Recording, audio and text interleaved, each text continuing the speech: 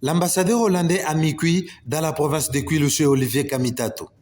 Joel Kopewel a effectué ce déplacement sur invitation de Kamitato et Christophe de la société biomasse du Congo Sobico qui a reçu l'appui du Pays-Bas d'un four pour la production de la braise écologique issu des bois à croissance rapide plantés par la société.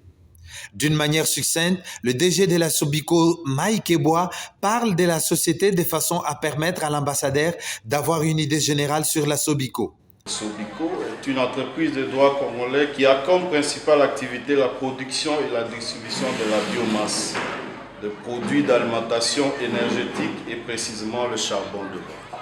Mais il s'agit d'un charbon de bois que nous appelons écologique.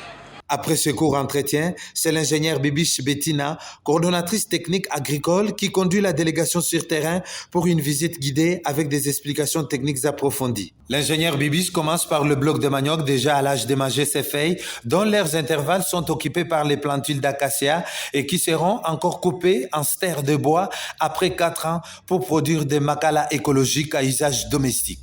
L'ambassadeur du Pays-Bas a visité plusieurs blocs de plantations d'acacia, tout âge confondu, et différentes étapes du bois, dont sa finalité dans le four. En pleine visite, Joel Kopewel s'arrête à un moment pour voir les mamans à lèvres épluchant bien sûr les maniocs récoltés par la Sobico. Au four, l'ambassadeur a vécu toutes les étapes de la production du makala écologique jusqu'à l'emballage.